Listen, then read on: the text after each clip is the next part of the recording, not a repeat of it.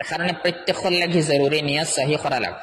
কুরবানির নিয়ত এই তো যে আমি একমাত্র আল্লাহ তাআলারে খুশ করার লাগিয়া, আল্লাহ তাআলার সন্তুষ্টি অর্জনের লাগিয়া আমি কুরবানির আমলের আঞ্জাম দিয়া মানুষের দেখানি বা অন্য কোনো দুনিয়াবি মকসদ আমার দিল থাকতাম। যদি অন্য কোনো মকসদ থাকে তে আমরা এই কুরবানির যে বিশেষ আমল আর যে ফজিলত হল বয়ান করা হয়েছে এই ফজিলত হল থেকে আমরা মাহরুম আর বঞ্চিত হয়ে যাই। নবী সাল্লাল্লাহু আলাইহি সাল্লামে মক্কা শরীফ যতদিন অবস্থান ফরমাইছেন কুরবানি করতে থাকছেন হামেশা। এর কারণে শরী হুকুম হিসাবে আহনাফর মাসলাক হইল হানাফি মাসলাক মতে কুরবানি করা ওয়াজিব। কুরবানির হুকুম যে একটা ওয়াজিব হুকুম। এখন আমরা লাগি জানার দরকার হইব কুরবানি কোন কোন মানুষের উপরে ওয়াজিব। কুরবানি সম্পর্কে কয়েকটা জিনিস আমরা জানিলে প্রত্যেক মানুষের লাগে কুরবানির হুকুম আহকাম মাসলা মাসাইল জানা বহুত সহজ হয়ে যাব।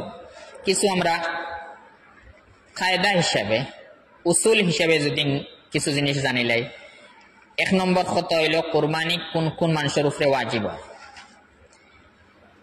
কুরবানি যেহেতু ওলা একটা ইবাদত, যে ইবাদতের সম্পর্ক মানুষের মাল দৌলতের লাগে, এর কারণে ইসলামও কুরবানি করা প্রত্যেক মুসলমানের উপরে ওয়াজিব করা হয়েছে না, ফরজ করা হয়েছে না। কুরবানি শুধুমাত্র মানুষ সকলের উপরে ওয়াজিব করা হয়েছে যে মানুষ সকলের মধ্যে শর্ত হল থাকবো।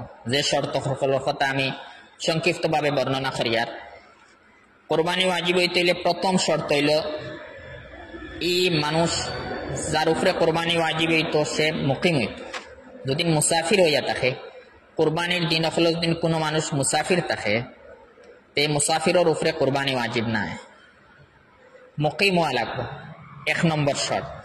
দুই নম্বর শর্ত হইল যে মানুষের উপরে কুরবানি ওয়াজিব হওয়ার এই মানুষ বিবেক বুদ্ধি আলা হইতো, সঠিক বিবেক বুদ্ধি আলা মানুষ হইতো। এর কারণে কোনো পাগল মানুষের উপরে কুরবানি ওয়াজিব হইতো না। তিন নম্বর শর্ত হইল যার উপরে কুরবানি ওয়াজিব হইতো এই মানুষ বালিক হওয়া লাগবে।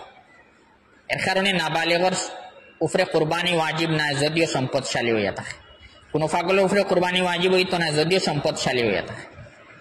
আর 4 নম্বর যে শর্ত আমরা লাগি তোরা বিস্তারিতভাবে জানার দরকার, একটা হইল ও মানুষ হইতো যে মানুষ নিসাবর মালিক হইতো। যে মানুষ নিসাবর মালিক তার উপরে কুরবানি ওয়াজিব, আর তারেও শরীয়তের ভাষায় ধনী মানা হয়, তারেও গনি খোয়া হয়। নিসাবর মালিক বলতে আমরা দুইটা নিসাব ধরা হয়, একটা হইল সোনার নিসাব আর একটা হইল রূপার নিসাব। সোনার নিসাব যদি ধরা হয় তে 7.5 তোলা সোনা, আর যদি রূপার নিসাব ধরা হয় তে 52.5 তোলা রূপা। এখন কুরবানির ক্ষেত্রে আমরা 7.5 তোলা সোনার নিসাবরে আমরা ধর্ম না 52.5 তোলা রূপার নিসাব আমরা ধরতাম। তো এই ব্যাপারে সংক্ষিপ্ত কথা হইল কুরবানির ব্যাপারে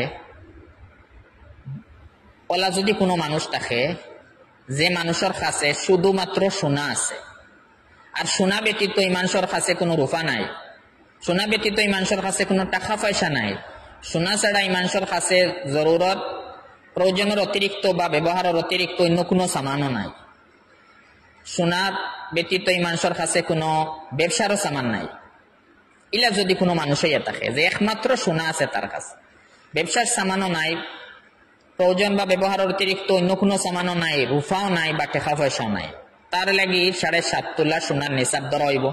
7.5 তোলা সোনা থাকলে তার উপরে কুরবানি ওয়াজিব হইব, নাইলে ওয়াজিব হইত।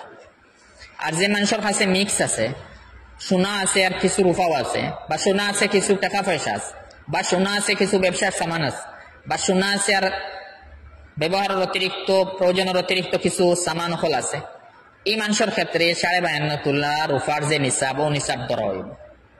যদি 52.5 তোলা রূপার যে নিসাব আছে এর দাম পরিমাণ তার কাছে তাকি যায়, এই কুরবানির ইয়ার মতে তার উপরে কুরবানি ওয়াজিব হইব, কুরবানি করা লাগবে। এই মানুষের খোয়াইব নিসাবর মালিক, তার উপরে কুরবানি ওয়াজিব, চাহে পুরুষ হোক বা মহিলা হোক।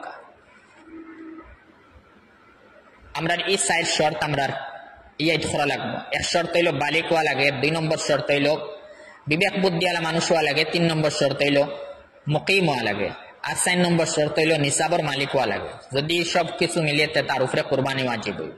আর কোরবানির ক্ষেত্রে পুরুষের উপরে যেলা কোরবানি ওয়াজিব হয় মহিলা সকলের উপরেও কোরবানি ওয়াজিব হইয়া থাকে।